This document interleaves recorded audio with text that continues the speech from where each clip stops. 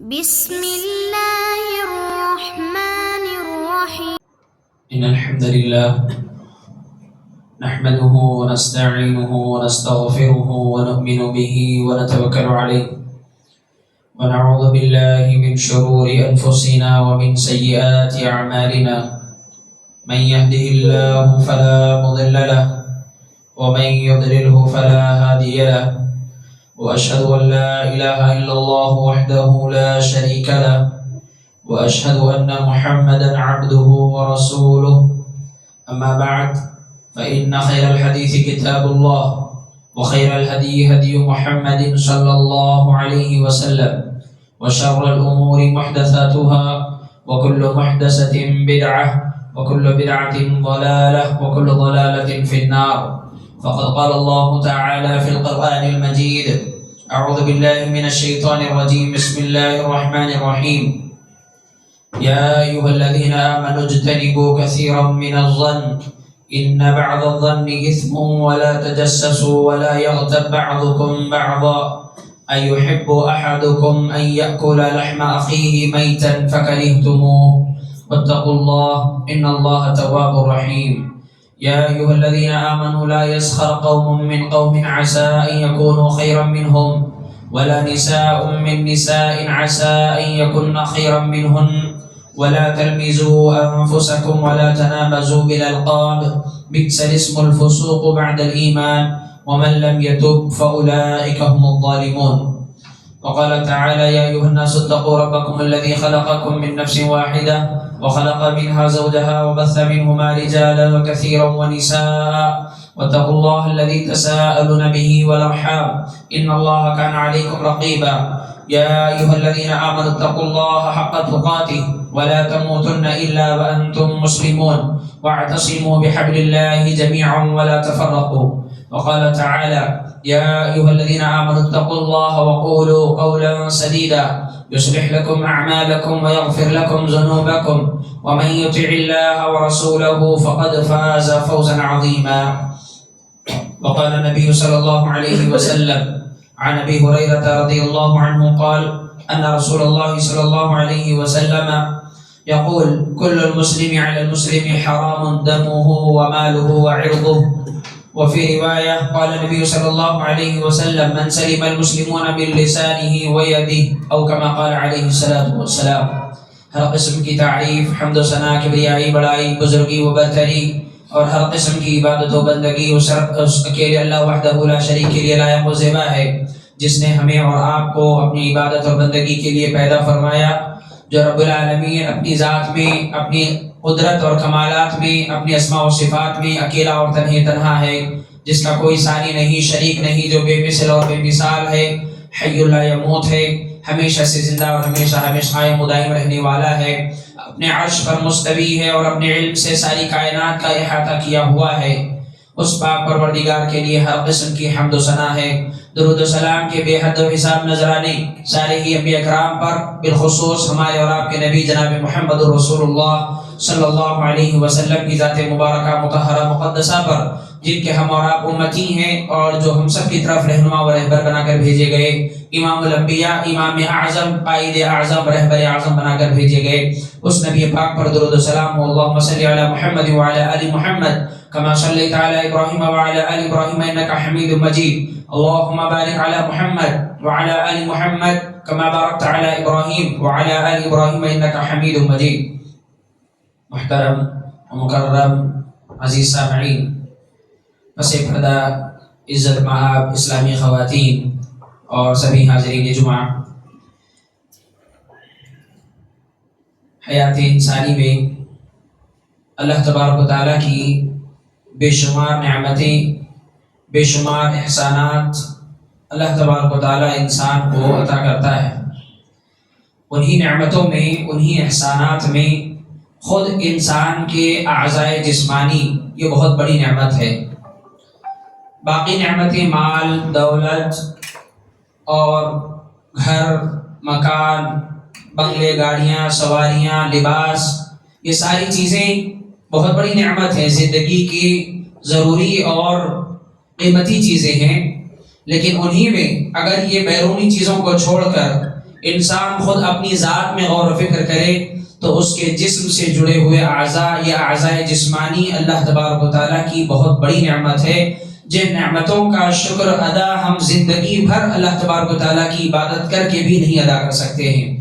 ساری زندگی ایک مسلمان یا ایک انسان ان اعضاء جسمانی کے بدلے اللہ کی شکر گزاری کرنا چاہے، ساری زندگی اللہ کی فرما برداری کرے، تب بھی وہ ان انمول نعمتوں کی شکر گزاری کما حقہ نہیں کر سکتا ہے۔ کیسی کیسی انمول نعمتیں اللہ تبارک و تعالیٰ نے عطا کی، کوئی نعمت جب چھن جائے یا کم ہو جائے یا اس میں کسی قسم کی خلل یا کمی پیدا ہو جائے، تب اندازہ ہوتا ہے کہ یہ نعمتیں کتنی قیمتی ہے۔ جب تک میرے اور آپ کے اعضاء جسمانی صحیح سلامت ہے، ہمیں احساس نہیں ہوتا ہے، ہم اس کو نعمت ہی نہیں سمجھتے ہیں، ہم بیرونی اور باہر کی نعمتوں پہ نظر ڈالتے رہتے ہیں کہ میرے پاس کیا ہے کیا نہیں ہے۔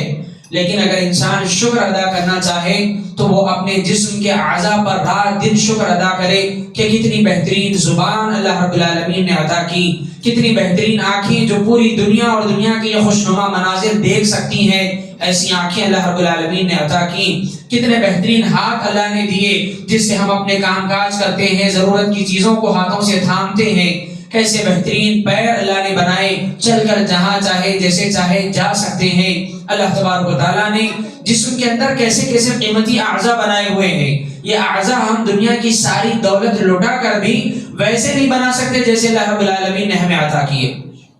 تو یہ قابل شکر نعمتیں ہیں۔ جب نعمت اللہ تبارک و تعالیٰ عطا کرتا ہے تو اس نعمت کے پیچھے اللہ تبارک و تعالیٰ کے دو مطالبات ہم سے ہیں۔ پہلا مطالبہ یہ کہ ان نعمتوں کا ہم شکر ادا کریں، ان نعمتوں کی حفاظت کریں، ان نعمتوں کا شکر ادا کریں، اور دوسری بات یہ کہ ان نعمتوں کا صحیح استعمال کریں، کیونکہ ان نعمتوں کے بارے میں قیامت کے دن پوچھا جائے گا۔ یہ جو اعضاء جسمانی ہیں، ہاتھ، پیر، زبان، آنکھ، دل، دماغ، یہ سب جس میں سوچتے سمجھتے ہیں، دیکھتے بولتے ہیں، سنتے ہیں، بات کرتے ہیں، یہ سب اعضاء ہیں، اللہ نے نعمت کے طور پر دیا۔ شکر ادا کرنا، اس کی حفاظت کرنا اور پھر اس کا صحیح استعمال کرنا، اس کا صحیح استعمال کرنا یہ انتہائی ضروری ہے۔ اللہ کا مطالبہ ہے ہم سے کہ اس کو صحیح استعمال کرو، کیونکہ قیامت کے دن ان نعمتوں کے بارے میں پوچھا جائے گا۔ اللہ تبارک و تعالیٰ نے قرآن مجید میں ارشاد فرمایا کہ ان السمع والبصر والفؤاد کل اولئک کان عنہ مسئولا، بے شک یہ کان، یہ آنکھیں، یہ دل، ان سب سے قیامت کے دن پوچھا جائے گا، ان سب سے قیامت کے دن سوال کیا جائے گا۔ ان کانوں سے پوچھا جائے گا کہ کیا کچھ سنا ہے، ان آنکھوں سے پوچھا جائے گا کہ کیا کچھ دیکھا ہے، اس دل سے پوچھا جائے گا کیا کچھ تصورات، کیا کچھ خیالات اور جذبات اس دل میں جگہ پاتے تھے۔ یہ سب دل سے بھی سوال ہوگا اور کانوں سے بھی سوال ہوگا، آنکھوں سے بھی سوال ہوگا، زبان سے بھی سوال ہوگا، اعضاء جسمانی سے سوال ہونے والا ہے۔ اسی لیے اس کا صحیح استعمال کرنا اور اس پر اللہ کا شکر بجا لانا، یہ انسان کی اللہ کی دی ہوئی نعمتوں پر قدردانی ہے۔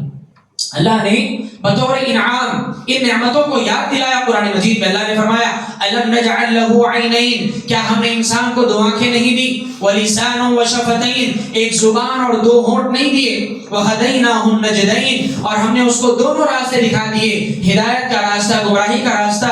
اللہ تبارک و تعالیٰ نے ان چیزوں کو بطور انعام یاد دلایا ہے قرآن مجید کے اندر، اور پھر کہا ثم لتسألن یومئذ عن النعیم، کل قیامت کے دن ہر نعمت کے بارے میں سوال کیا جائے گا، ہر نعمت کے بارے میں پوچھا جائے گا۔ جب اللہ تعالیٰ اس زبان کو، ان آنکھوں کو، اس دل کو، ان ہاتھ پیر کو بطور نعمت ہمیں یاد دلا رہا ہے تو مطلب یہ کہ ان نعمتوں کے بارے میں بھی قیامت کے دن پوچھا جائے گا۔ تو آج کے اس خطبہ جمعہ میں میرا جو عنوان ہے زبان اور اس سے متعلق ہونے والی غلطیاں اور خرابیاں، اس کے متعلق مجھے چند باتیں آپ کے سامنے رکھنی ہے۔ میرے بھائیو، جہاں سارے اعضاء جسمانی نعمت ہے، وہی زبان بھی ایک بہت بڑی نعمت ہے۔ جو انسان گونگا ہو، جو بولنا نہ جانتا ہو، جس کے منہ میں زبان ہو لیکن اس میں بولنے کی صلاحیت اور سکت اللہ نے نہ رکھی ہو، آپ اس سے پوچھئے کہ زبان کی نعمت یا بولنے کی نعمت کتنی بڑی ہے۔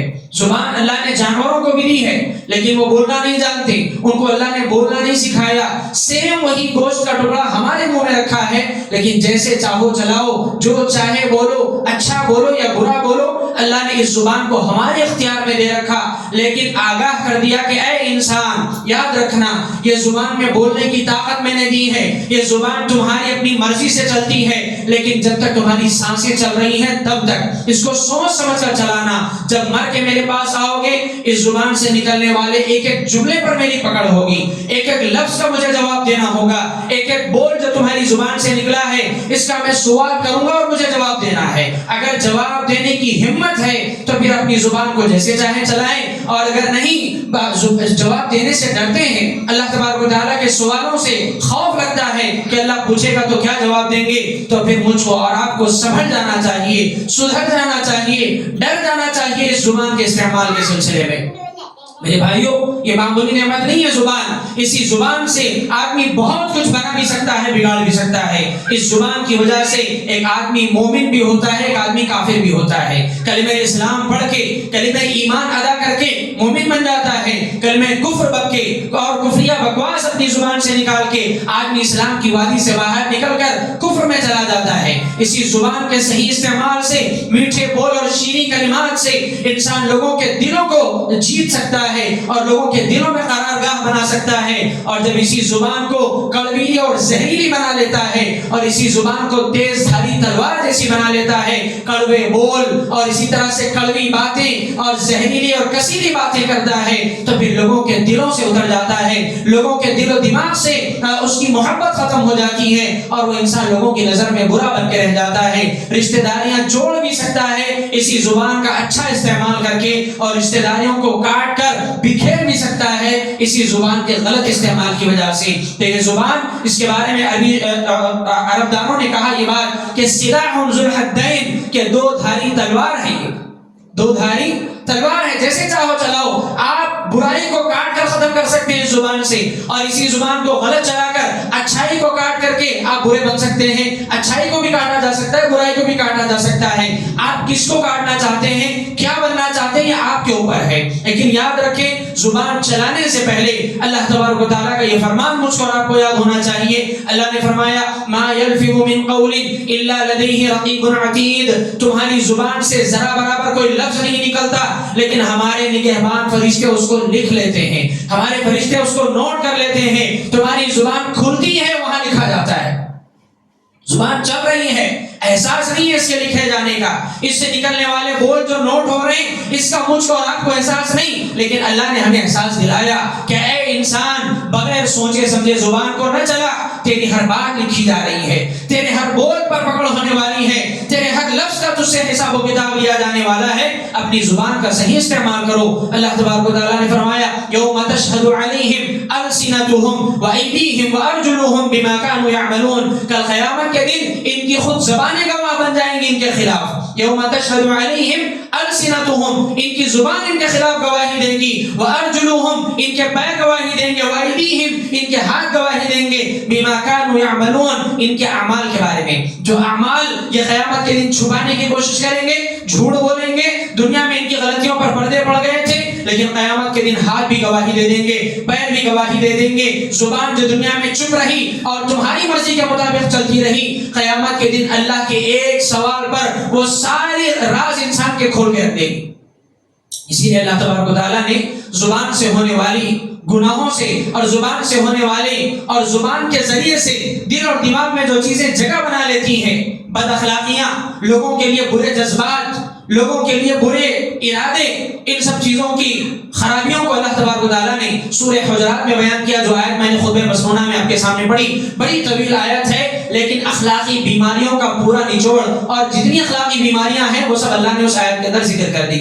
انسانوں کے درمیان آپس میں ایک دوسرے کے لیے کیا برائیاں ہو سکتی ہیں, کیا بیماریاں ہو سکتی ہیں, ایک دوسرے کے لیے کیا دشمنی, نفرت, بغض, عداوت, ہنسی مذاق, غیبت, چغلخوری, یہ سب کیا کچھ ہو سکتا ہے اس زبان کے ذریعے اور اس دل کے ذریعے. یہ سب اللہ نے سورہ حجرات کی ان آیتوں کے اندر واضح کر دیا. چنانچہ اللہ رب العالمین نے ارشاد فرمایا یا ایھا الذین آمنوا اجتنبوا کثیرا من الظن, اے ایمان والو زیادہ بدگمانیاں کرنے سے بچو, اکثر بدگمانی کرنے سے بچو. ان بعض الظن اسم, کیونکہ زیادہ بدگمانی کرنا یہ بہت بڑا گناہ ہے. ان بعض الظن اسم, بہت زیادہ بدگمانی کرنے لگو گے تو گناہ اپنے آپ کماتے رہو گے. بدگمانی کیا ہے؟ کسی مومن مسلمان کے بارے میں غلط سوچ اپنے دل میں پیدا کر لینا, غلط خیالات اپنے دل میں بٹھا لینا. کسی کو ہم نے سلام کیا, اس نے نہیں سن کر یا کسی اور وجہ سے جواب نہیں دیا، اس کے بارے میں یہ سمجھنا کہ یہ مغرور ہو گیا ہے، یہ گھمنڈی ہو گیا ہے، یہ میرے سلام کا جواب نہیں دے رہا ہے، یا کسی کے بارے میں کچھ بھی بدگمانیاں اس نے مطلب اپنے آپ کو بڑا ماننا شروع کر لیا ہے، اس لیے وہ مجھے پوچھتا نہیں ہے، اس لیے وہ میری پرواہ نہیں کرتا ہے، وہ بڑا مغرور ہو گیا ہے، یا وہ مالدار بن گیا ہے اس لیے وہ ہماری طرف پلٹ کے نہیں دیکھتا. یہ بدگمانیاں سامنے والے کے دل دماغ میں کچھ اور ہی چلتا ہے اور اس کے متعلق ہم کچھ اور ہی سوچتے رہتے ہیں.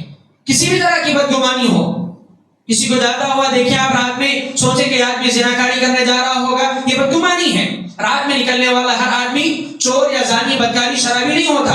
اس کو دیکھ کر یہ سوچ لینا ضرور یہ کچھ کرنے جا رہا ہوگا. ہم بولتے ہیں نا کہ اس کی حرکتوں سے پتہ چل جاتا ہے. حرکتوں کو دیکھ کر اگر ہم نے غلط تصور اپنے دل و دماغ میں پیدا کر لیا تو یہی بدگمانی ہے. کسی کے تھوڑے سے ایکشن پر اس کے ریئیکشن کے بارے میں بتا دینا کہ یہ کیا کرنے جا رہا ہے، یہ کیا سوچنے والا ہے، اور غلط سوچ لینا پہلے سے. اس نے بھی کیا نہیں، ہم سوچنے لگے اب یہ ایسا کرے گا، اب یہ بولے گا، اب یہ یہاں جا رہا ہے تو یہ کام کر کے آئے گا. مطلب غلط سوچ رہے ہیں. اچھا گمان کرنا نیکی ہے، ثواب ہے، لیکن بدگمانی کرنا، کسی کو جاتا دیکھ کر یہ سمجھنا کہ یہ گناہ کی طرف جا رہا ہے، کسی کے بول سے اندازہ لگانا کہ یہ آگے گناہ کا ارادہ کر رہا ہے، یہ سب بدگمانیاں ہیں. اور اللہ نے کہا کہ یہ بدگمانی سب سے بڑا جھوٹ ہے.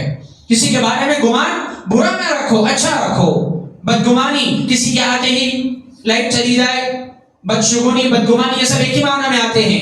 کسی کے بارے میں یہ سوچنا کہ یہ آدمی منحوس ہے، اس کی وجہ سے کرنٹ چلا گیا، بدگمانی ہے، یہ جھوٹ ہے، یہ گناہ ہے. اس طرح کی بدگمانیوں سے بچو. آگے اللہ نے فرمایا وَلَا تَجَسَّسُوا، ایک دوسرے کی جاسوسی میں نہ رہو. وَلَا تَجَسَّسُوا، ایک دوسرے کی جاسوسی میں نہ رہو. ڈیٹیکٹیو نہ بن جاؤ ایک دوسرے کے لیے، پیچھے لگ گئے کسی کے، کیا برائی کر رہا ہے، کہاں جا رہا ہے، کیا کر رہا ہے، اس کی جاسوسی میں لگے ہوئے ہیں، اس کے اوپر نظر رکھے ہوئے ہیں کہ وہ غلطی کرے اور اس کو ہم معاشرے میں ذلیل کریں، وہ گناہ میں پکڑا جائے اور ہم اس کی عزت اچھال دیں لوگوں کے سامنے، وہ کوئی ایسا کام کرتا ہوا نظر آئے کہ لوگوں کے سامنے اس کو ذلیل کرنے کا ہمیں موقع مل جائے. جاسوسی کرنے لگ جانا کسی کے پیچھے، یہ بہت بڑا گناہ ہے، یاد رکھو. اللہ کے نبی صلی اللہ علیہ وسلم نے فرمایا کہ تم آپس میں ایک دوسرے کے عیبوں پر پردہ ڈالو. اگر ایک دوسرے کے عیوب پہ ٹولنے لگ جاؤ گے اور اگر تم میں سے کوئی شخص کسی کے عیبوں کے پیچھے پڑ جائے گا تو پھر یاد رکھو کہ اگر اللہ اس کے عیب پہ ڈولنے یا اس کے عیب تلاش کرنے میں لگ جائے تو قیامت کے دن اللہ تعالیٰ اس کو ذلیل و رسوا کر کے چھوڑے گا. اللہ تعالیٰ اگر ہمارے عیب پہ ڈولنے لگ جائے، ہمارے عیبوں کو اللہ تعالیٰ اگر ڈھونڈنے لگ جائے، ڈھونڈنے کی ضرورت ہی نہیں ہے. ہم میں سے کوئی دعویٰ نہیں کر سکتا کہ میں بے عیب ہوں. اللہ تعالیٰ اگر ہمارے عیبوں کو ساری دنیا کے سامنے فاش کر دے تو پھر ہماری عزت کیا رہ جائے گی. اسی لیے اللہ نے کہا کہ جاسوسی مت کرو ایک دوسرے کی، ایک دوسرے کے عیوب کے پیچھے نہ پڑے رہو.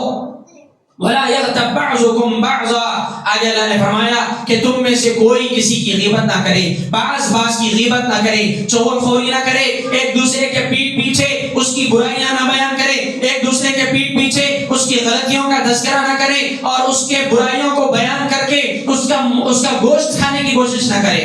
وَلَا يَغْتَبْ بَعْضُكُمْ بَعْضًا، آگے اللہ نے فرمایا أَيُحِبُّ أَحَدُكُمْ أَن يَأْكُلَ لَحْمَ أَخِيهِ مَيْتًا فَكَرِهْتُمُوهُ، کیا تم اس بات کو پسند کرتے ہو؟ کیا تمہیں یہ بات گوارا ہے کہ تم اپنے مردار بھائی کا گوشت کھاؤ؟ ہرگز نہیں. فَكَرِهْتُمُوهُ، اللہ نے کہا کہ تمہیں برا لگے گا، تم ناپسند کرو گے. غیبت کرنا ایسی ہی ہے کہ تم اپنے مرے ہوئے بھائی کا اس کو قبر میں سے نکال کے اس کا گوشت نوچ کے کھا رہے ہو. گویا اس معنی میں ہے غیبت کرنا. اور آج کوئی مجلس ایسی نہیں، الا من رحم اللہ، اللہ محفوظ رکھے، کوئی مجلس ایسی نہیں جس میں غیبت اور چغل خوریاں نہ ہوتی ہو. ہر مجلس میں کسی نہ کسی کا تذکرہ.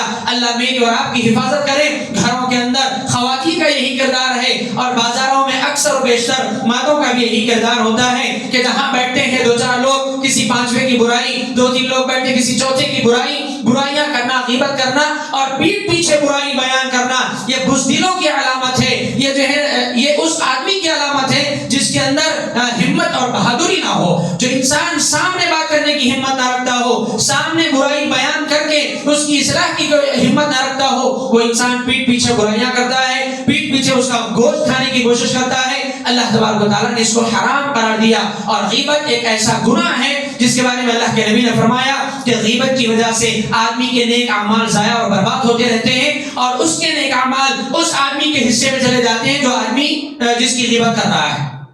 آدمی جس کی غیبت کر رہا ہے اس کے حصے میں چلے جاتے ہیں۔ اسلاف میں سے بعض کے بارے میں آتا ہے کہ ایک مرتبہ غالباً امام احمد بن حنبل رحمہ اللہ کے بارے میں ہے کہ لوگوں نے ان کی غیبت کی، ان کو بتایا گیا کہ لوگ آپ کی غیبت کرتے ہیں، فلاں فلاں نے آپ کی غیبت کی، تو امام احمد بن حنبل رحمہ اللہ خود چل کر اس کے پاس گئے اور جا کر اس سے کہا کہ میرے بھائی آپ کا شکریہ کہ آپ نے مجھے ایسی نیکیوں کا حقدار بنا دیا جو نیکیاں میں نے نہیں کی ہیں، جو نیکیاں میں نے نہیں کی ہیں، آپ نے مجھے ان نیکیوں کا حقدار بنا دیا۔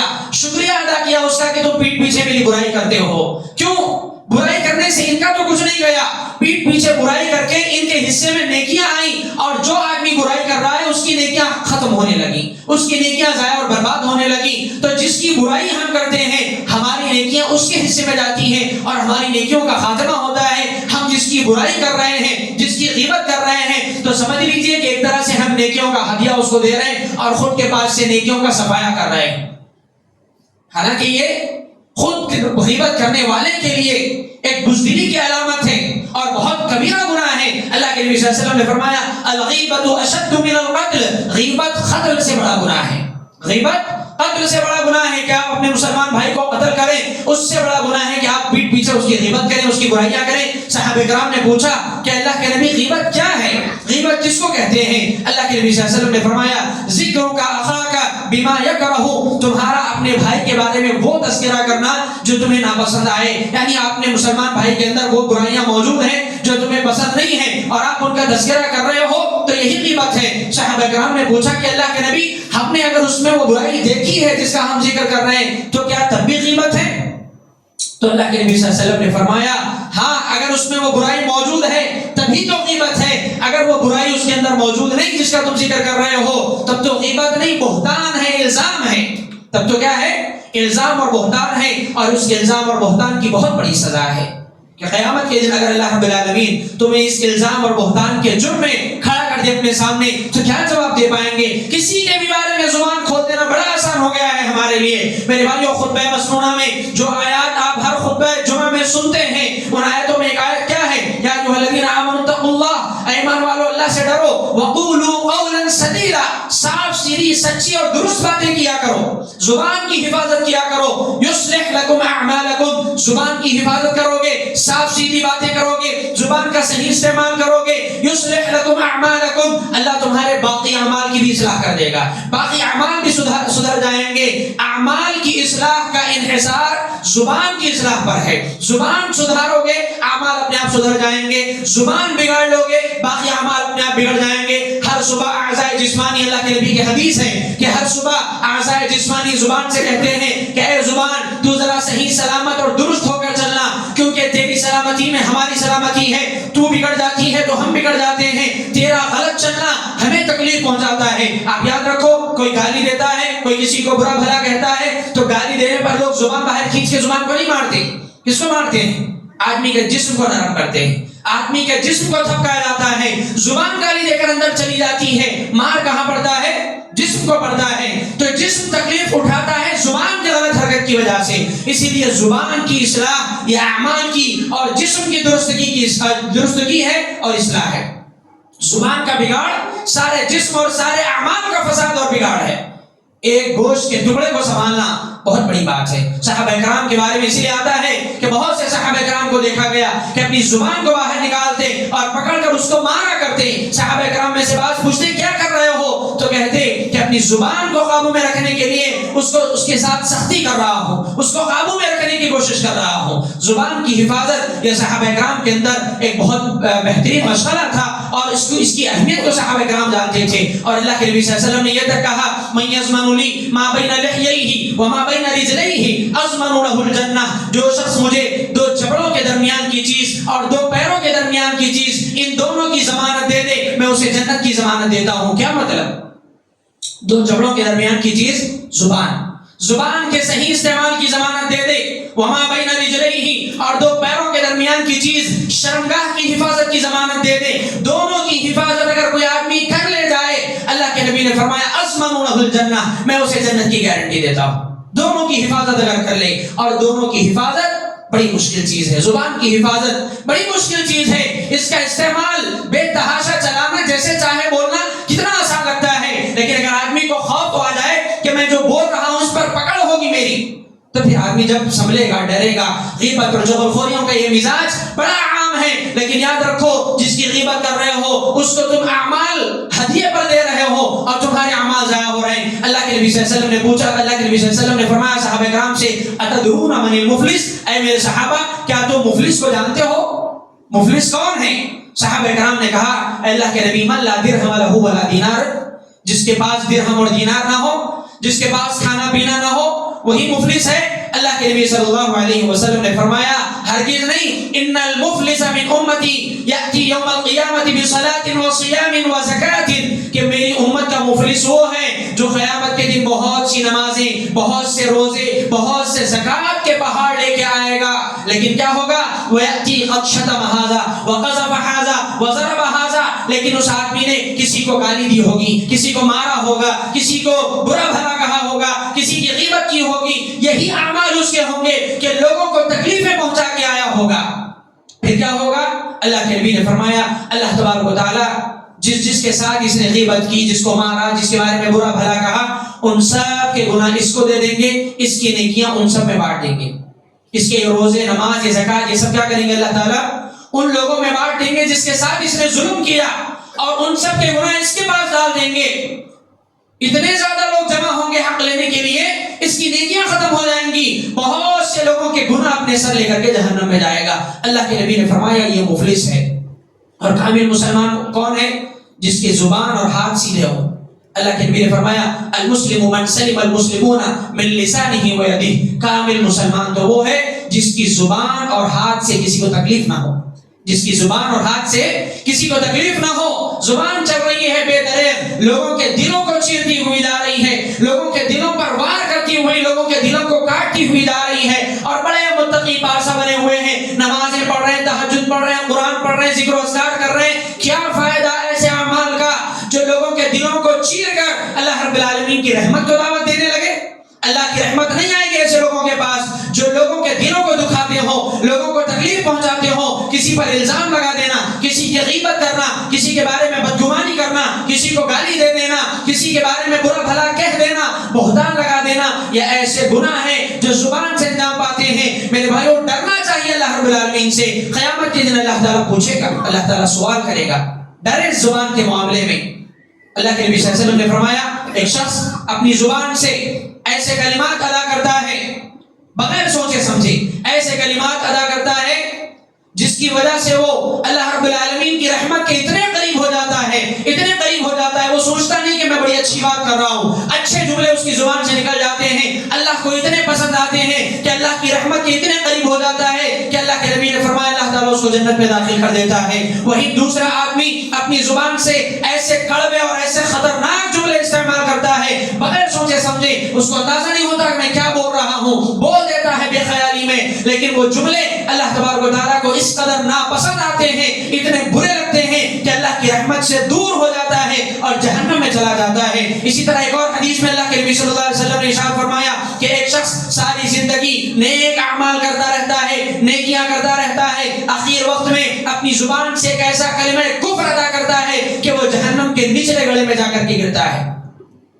زبان کا استعمال، ایک زبان کا غلط بول اگر مرتے وقت بھی نکل گیا، پوری زندگی اچھے رہے، مرتے وقت بھی نکل گیا، یہ زبان برباد کر دے گی آدمی کو.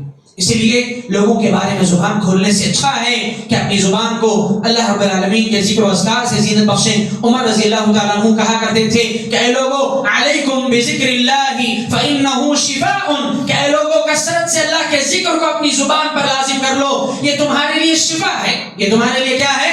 شفا ہے. وَإِيَّاكُمْ وَذِكْرُ النَّاسِ فَإِنَّهُ دَاءٌ، اور لوگوں کے ذکر سے اپنی زبانوں کو خالی کر لو، لوگوں کے تذکرے کرنے سے اپنی زبانوں کو خالی کر لو. فَإِنَّهُ دَاءٌ، کیونکہ یہ بیماری ہے. یہ کیا ہے؟ بیماری ہے. اور اس بیماری نے ہمارے گھروں کو، ہمارے خاندانوں اور رشتہ داروں کو اور ہمارے معاشرے کو تباہ و برباد کر کے رکھا ہے. ہر گھر میں جھگڑے، فساد اور جو ہے لڑائیاں، غیبتیں، چغلخوریاں، آپس میں ایک دوسرے سے بات چیت نہ کرنا، بچوں کو بٹھا کے بڑے غیبت کر رہے ہیں، عورتیں بیٹھ کر کے آپس میں غیبت کر رہی ہیں، باپ بیٹھ کر کے ماں کے سامنے، بچوں کے سامنے غیبتیں کر رہا ہے، چغلخوریاں کر رہا ہے. اس سے رشتوں کی قدر ختم ہو رہی ہے، رشتے کھوکھلے اور ناپائیدار ہوتے چلے جا رہے ہیں، اور آپس میں لڑائیاں، نفرتیں، دشمنی، بغض اور عداوت جگہ لے رہی ہے. اور اسی بنیاد پر ایک اور بیماری جو معاشرے کے اندر اور آپس میں مسلمانوں کے اندر ہے وہ حسد کی بیماری, کینہ کپٹ اور حسد کی بیماری. کوئی ہمارے ساتھ برا کر دے, معافی کے جذبات نہیں ہے, بدلہ لینے کا جذبہ, اس کے ساتھ برابری کا وہی سلوک کرنے کا جذبہ, معاف کرنے کی عادت نہیں. کیسا کیا میرے ساتھ, 1 پیسے کا کیا, میں 2 پیسے کا برا کروں گا اس کا. اس نے 10 پیسہ کیا, میں 100 روپیہ برا کروں گا اس کے ساتھ. یہی ڈبل دگنی شکل میں اس کے ساتھ برا کرنے کا ارادہ اور جذبہ دل میں بٹھا کر کے رکھنا, یہ کمزور دل انسان کی علامت ہے, بزدل انسان کی علامت ہے. بہادر وہ ہے جو طاقت رکھنے کے باوجود لوگوں کو معاف کر دے, طاقت رکھنے کے باوجود لوگوں کو معاف کر دے. اللہ کے نبی صلی اللہ علیہ وسلم نے فرمایا, کوئی شخص حق پر ہونے کے باوجود, عدل اور انصاف پر ہونے کے باوجود اگر وہ اپنے دشمنوں کو معاف کر دے, اگر وہ اپنے مخالفین کو معاف کر دے, اللہ کے نبی صلی اللہ علیہ وسلم نے فرمایا اگر کوئی شخص ایسا کرتا ہے تو یاد رکھے اگر اس کی عزت ایسا کرنے سے کم ہوتی ہے تو قیامت کے دن وہ مجھ سے لے لے, قیامت کے دن وہ مجھ سے لے لے. اللہ کے نبی نے فرمایا اس سے عزت کم نہیں ہوتی. اگر تم طاقت رکھنے کے باوجود اپنے دشمنوں کو معاف کر دو گے, مخالفین کو بخش دو گے, تو اس سے تمہاری شان میں کمی نہیں آئے گی. اللہ کے نبی نے فرمایا اگر کمی آتی ہے تو قیامت کے دن مجھ سے لے لو عزت, اور اگر معاف کر دو گے, اللہ کے نبی نے فرمایا جنت کے بیچوں بیچ ایک گھر کی ضمانت میں تمہیں دیتا ہوں, جنت کے بیچ میں گھر کی ضمانت میں تمہیں دیتا ہوں. حسد کے جذبات, جلن, آپس میں رشتہ داریوں کے درمیان جلن, کوئی ہم سے آگے بڑھ گیا, حسد کی آگ ایسی ہے کہ حاسد کو محسود سے پہلے ہلاک و برباد کر کے رکھتی ہے. میں کسی کے بارے میں حسد کر رہا ہوں, اس کی دولت سے حسد, اس کے بنگلے سے حسد, اس کی خوبصورتی سے حسد, اس کے لباس سے حسد, اس کے مال و دولت اور اس کے کاروبار سے حسد, بہت سی چیزوں پر حسد لوگ کرتے ہیں. حسد کی وجہ سے ہوتا کیا ہے معلوم, ہم جس انسان سے جل رہے ہوتے ہیں نا, اس کو تو برابر نقصان نہیں ہوتا, اس سے جل جل کے اس جلن کی آگ میں ہم خود مر جاتے ہیں, اس سے جلن کی آگ میں ہم خود مر جاتے ہیں. اور اس شر سے اللہ نے پناہ مانگنے کا حکم دیا, وَمِن شَرِّ حَاسِدٍ إِذَا حَسَدَ, اللہ نے فرمایا کہ وَمِن شَرِّ حَاسِدٍ إِذَا حَسَدَ, حاسدوں کے شر سے پناہ مانگو. یہ شر بہت بڑا ہے, کوئی فائدہ نہیں ہے حسد کرنے کا. حاسد آدمی اس وقت بنتا ہے جب اللہ کی تقسیم پر اسے ایمان نہیں ہوتا, اللہ کی تقسیم پر اسے ایمان نہیں ہوتا. اللہ نے جو نعمتیں تقسیم کی ہے نا, اللہ حکمت کے ساتھ جو جس کے لائق تھا اس کو وہ دیا اللہ رب العالمین نے. ہم جل رہے ہیں, مطلب کیا, اللہ نے غلط تقسیم کیا, نعوذ باللہ. ہم یہ کہنا چاہ رہے ہیں نا, اللہ نے غلط تقسیم کر دیا, وہ اس کا حقدار نہیں تھا, اس کو نہیں ملنا تھا, ہم یہ چاہ رہے ہیں. تو مطلب اللہ کے بانٹنے پر ہمیں ایمان نہیں ہے, اور اللہ نے نعوذ باللہ غلط بانٹ دیا, ہم یہ کہنا چاہ رہے ہیں. وہ آدمی اس چیز کا حقدار نہیں تھا, مجھے ملنا چاہیے تھا. یہ جلن, حسد, یہ اچھی چیز نہیں ہے, آدمی کے اعمال کو ضائع اور برباد کرتی ہے, آدمی کی نیکیوں کا دباؤ برباد کرتی ہے. ہاں رشک ایک الگ چیز ہے, رشک کرنا اور رشک 2 چیزوں میں, صرف 2 چیزوں میں. اللہ کے نبی صلی اللہ علیہ وسلم نے فرمایا لا حسد الا فی اثنین, اس حدیث میں حسد کا لفظ آیا ہے رشک کے لیے بھی, کہ رشک اور حسد صرف 2 چیزوں میں جائز ہے. ایک رجل آتاہ اللہ علما فهو يقضي بها, ایک جس کو اللہ نے علم دیا, علم والے پر رشک کرنا, علم والے سے حسد کرنا کہ اس کے پاس علم ہے, میرے پاس اتنا علم آ جائے, یہ کہ کوئی بھی نہیں کرتا, یہ کوئی بھی نہیں کرتا ہے. علم کے بارے میں حسد ہے, رشک ہے کہ فلاں علم والا ہے, میں علم میں اس سے آگے بڑھ جاؤں, کسی کو نہیں ہے. دولت کا حسد, حسن و جمال کا حسد, بنگلوں کا حسد, لباس کا حسد اور دوسری چیزوں کا حسد ہو سکتا ہے, لیکن علم کے معاملے میں کمپٹیشن, یہ رشک ہے ہی نہیں. اللہ کے نبی نے فرمایا علم کے معاملے میں رشک کرو, اپنے سامنے والے کو دیکھ کر یہ سوچو کہ اس سے زیادہ میں علم حاصل کروں, اس سے زیادہ میں علم میں آگے بڑھوں, یہ علم کے معاملے میں حسد ٹھیک ہے. اور دوسرا اللہ کے نبی نے فرمایا وَرَجُلٌ آتَاهُ اللَّهُ مَالًا فَسَلَّطَهُ عَلَى هَلَكَتِهِ بِالْحَقِّ, اور وہ آدمی جس کو اللہ نے مال دیا, مال پہ حسد نہیں کرنا, مال دینے کے باوجود اس آدمی کو اللہ نے مال کے صحیح خرچ کرنے کی توفیق بھی دی, اللہ کے راستے میں وہ مال خرچ کرتا ہے, اس کو دیکھ کر رشک کیا جا سکتا ہے کہ کاش مجھے بھی اتنا مال مل جائے تو میں بھی اللہ کے راستے میں خرچ کروں گا, میں بھی حج پر جاؤں گا, عمرے کے لیے جاؤں گا, غریبوں کی مدد کروں گا. مال کے بارے میں یہ رشک کیا جا سکتا ہے, اس کے علاوہ دنیا کی کسی نعمت میں حسد اور رشک نہیں ہو سکتا ہے.